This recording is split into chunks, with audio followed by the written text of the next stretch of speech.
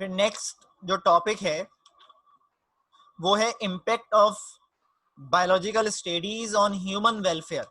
Impact of biological studies on human welfare, ये chapter number 1 की आखिरी टॉपिक है या आखिरी लेक्चर है। चैप्टर 1 यहाँ पे कंक्लूड हो जाएगा हमारा।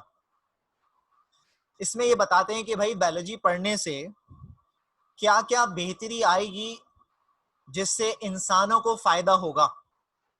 अब इसमें पहली बात ये है कि बायोलॉजी के इस्तेमाल से हमें ये पता चला कि हम किस तरीके से मुख्तलिफ वैरायटीज के, मुख्तलिफ टाइप्स के फूड डेवलप करा सकते हैं, स्पेशली क्रॉप्स जिसमें वीट है, जिसमें मेज है, जिसमें राइस है, जिसमें बार्ले है, जिसमें वेजिटेबल्स हैं, फ्रूट्स हैं।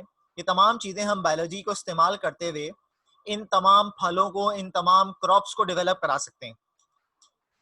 पहले से ज़्यादा क्वांटिटी के हिसाब से डेवलप करा सकते हैं ताकि जो लोगों की रिक्वायरमेंट है फूड की उसको फुलफिल किया जा सके। मतलब ऐसी सब्जियां, ऐसे फल बनाएं जिनमें न्यूट्रिशन ज़्यादा हो, उनकी क्वांटिटी को इंक्रीज करें।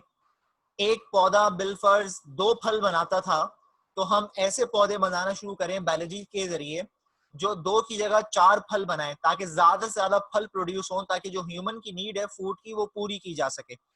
इसी तरह का हिसाब कुछ फसलों का भी है। ऐसी फसलें डेवलप करें जिनको पानी की रिक्वायरमेंट कम हो, ऐसी फसलें डेवलप करें जिनमें सारे न्यूट्रिएंट, सारे नरिशमेंट मौजूद हों। तो जब कभी हम उन फसलों को खाएं या उनको इस्तेमाल करें तो हमें उनके खाने से सारी एनर्जी मिल रही हो, सारे न्यूट्रिएंट्स मिल रहे हो, हमें कोई और चीज खरीदने की जरूरत ना हो। इसके अलावा बायोलॉजी के इस्तेमाल से क्वालिटी भी इंप्रूव की जाती है फूड की और क्वांटिटी भी इंप्रूव की जाती है फ्रूट की। क्वालिटी से मुराद ये है कि वो न्यूट्रिएंट रखने वाला फूड हो, और क्वालिटी से मुराद ये कि वो अच्छा हो, देर से सड़े, देर से खराब हो, उस पर कोई कीड़े ना लगे। तो इस तरह से हम फसल की तबाही से भी बच सकते हैं। बायोलॉजी को इस्तेमाल करते हुए हम ऐसी दवाएं बना सकते हैं, ऐसे फर्टिलाइजर बना सकते हैं जो पौधों के काम में आए, पौधों की ग्रोथ ज्यादा तेजी से हो और कम वक्त में हो। हमें फर्टिलाइजर्स की डालने की जरूरत ना पड़े और पौधे खुद ब खुद ही डेवलप हो जाएं, जिससे कॉस्ट इफेक्टिव भी होगा, हमारे पैसे कम से कम लगेंगे और फसल जल्द से जल्द तैयार हो जाएगी। एक तो इसका इस्तेमाल ये है। दूसरा इसका इस्तेमाल जो है बायोलॉजी का, वो हेल्थ के ऊपर है, ह्यूमन हेल्थ के ऊपर है, इंसान की सेहत के ऊपर है। हमने मुख्तलिफ दवाएं बनाई, मेडिसिन बनाई बायोलॉजी को पढ़ते हुए। हमने वैक्सीन्स बनाई। वैक्सीन्स क्या होती हैं? वैक्सीन केमिकल सब्सटेंसेस होते हैं, जो केमिकल सब्सटेंस हम किसी भी इंसान की बॉडी में डालते हैं ताकि उसको कोई बीमारी ना हो। जैसे जब आप पैदा हुए थे तो आपकी पोलियो की वैक्सीन हुई थी, आपको पोलियो के ड्रॉप्स पिलाए गए थे ताकि आपको पोलियो ना हो, या टीबी के इंजेक्शन लगे थे, या टेटनस के इंजेक्शन लगते हैं, small pox, chicken pox, hepatitis. ये तमाम जो बीमारियां हैं इनसे बचने के लिए केमिकल सब्सटेंस इंसान की बॉडी में डाले जाते हैं ताकि वो केमिकल सब्सटेंस जाके हमारे सेल्स को, हमारे वाइट ब्लड सेल्स को जो हमें बचाते हैं किसी भी किस्म की बीमारी होने से, उनको जाके बता सकें ताकि हम पे इस बीमारी का असर ना हो। तो बीमारियों से बचने के लिए भी बायोलॉजी का इस्तेमाल है। बायोलॉजी से दवाएं बनती हैं, बायोलॉजी को पढ़ के हम वैक्सीन्स बनाते हैं जो इंसानों की सेहत के लिए सूदमंद है या बेहतर है।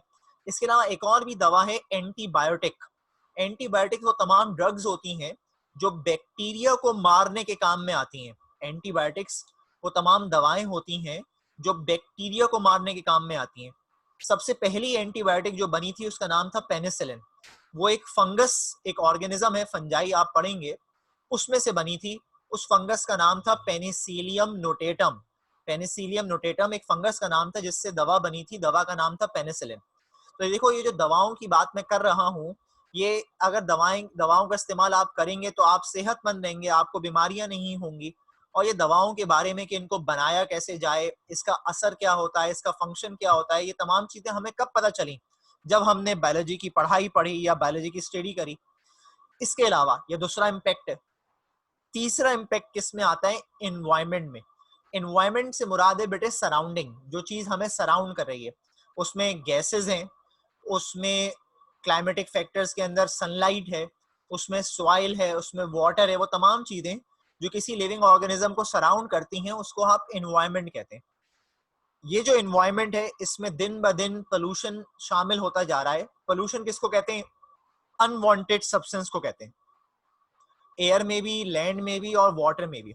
Any unwanted substance which is present in air, water और land is called pollution. Air pollution, water pollution या land pollution, ये जितने भी जो pollution हो रहा है इसका अफेक्ट किसके ऊपर आ रहा है? हमारे ऊपर और तमाम लिविंग ऑर्गेनिजम्स के ऊपर आ रहा है।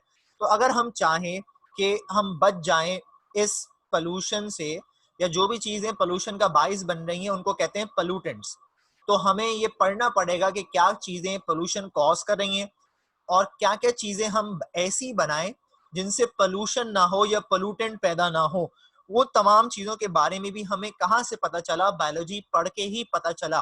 कि जितनी भी इंडस्ट्रीज होती हैं, इनसे जो धुआं निकलता है, इनसे जो केमिकल सब्सटेंस निकलते हैं, हमारे घरों से भी जो आप कपड़े धोते हैं, घर धोते हैं, गाड़ियां धोते हैं, बर्तन धोते हैं, इन तमाम से भी जो केमिकल सब्सटेंस निकलते हैं वो अल्टीमेटली पानी में जाके गिरते हैं, तो वहां पे पोल्यूशन कॉज करते हैं। या हवा में जो गाड़ियों के चलने से धुआं निकल रहा है, इंडस्ट्री से जो धुआं निकल रहा है, वो भी क्या कॉज करता है? पोल्यूशन कॉज करता है। तो ये तमाम चीजें हम कैसे खत्म कर सकते हैं ताकि हमारे लिए ही जिंदा रहना आसान हो? ये तीसरा इम्पैक्ट है। चौथा इम्पैक्ट क्या है? Genetic engineering. जेनेटिक इंजीनियरिंग या रिकॉम्बिनेंट डीएनए टेक्नोलॉजी, ये क्या चीज है? ये एक मॉडर्न ब्रांच है बायोलॉजी की। इसमें हम पढ़ते हैं कि कैसे किसी भी जानदार के डीएनए को चेंज किया जा सकता है, उसमें वो जीन्स आर्टिफिशियली बनाकर डाले जा सकते हैं जो जीन्स हमारे काम में आए। बिलफर्स, इंसानों में इंसुलिन, आप पढ़ेंगे इंसानों में एक हार्मोन है इंसुलिन, वो प्रोड्यूस होता है, और अगर किसी में प्रोड्यूस होना बंद हो जाए तो उसको बीमारी हो जाती है जिसका नाम है डायबिटीज। जो बैक्टीरिया होते हैं वो नॉर्मली इंसुलिन नहीं बनाते, तो इंसानों ने क्या किया, लैब में ऐसे जीन बनाए इंसानों से लिए जो इंसुलिन बनाते थे, और उन जीन्स को बैक्टीरिया में डाल दिया। अब ये बैक्टीरिया भी इंसुलिन बनाना शुरू हो गए। तो जिन लोगों के अंदर इंसुलिन बनना बंद हो जाता था, उन लोगों में हम बैक्टीरिया से इंसुलिन लेके लगाते हैं या बैक्टीरिया को ही डाल देते हैं। वो बैक्टीरिया इंसान की बॉडी में कोई बीमारी पैदा नहीं करते बल्कि इंसुलिन बनाते हैं। तो एक तरह से हमारा काम आसान हो गया ना, अब हमें दवाओं की जरूरत नहीं है। तो इस चीज को जेनेटिक इंजीनियरिंग कहते हैं। इस तरह से हम बहुत सारी चीजें बना सकते हैं, बहुत सारे काम हासिल कर सकते हैं किसी भी ऑर्गेनिज्म से, किसी भी बैक्टीरिया से या किसी और जानदार से जो वो काम पहले नहीं करता, उसके डीएनए या जीन्स में चेंजेस करके। तो बेटे इस तरह से आप बीमारियों का इलाज भी कर सकते हैं, या वो बीमारियां जो पैदाइश के होने के साथ ही हुई भी होती हैं किसी इंसान को, उनको इनहेरिटेबल डिसऑर्डर्स कहते हैं। इस तरह से आप इनहेरिटेबल डिसऑर्डर्स को भी ठीक कर सकते हैं, या जो डिसऑर्डर्स, जो खराबियां इंसानों में होंगी इन फ्यूचर, जो पैदा होने के बाद किसी इंसान को होती हैं, हम जान सकते हैं पैदा होने से पहले ही किसी पैदा होने वाले बच्चे में कि जब वो पैदा होगा तो उसमें कौन कौन सी बीमारियां होंगी इन टेक्निक्स के थ्रू। तो ये सारे के सारे क्या थे? ये सारे के सारे बेटे इम्पैक्ट थे बायोलॉजी के इंसानों की बेहतरी के लिए।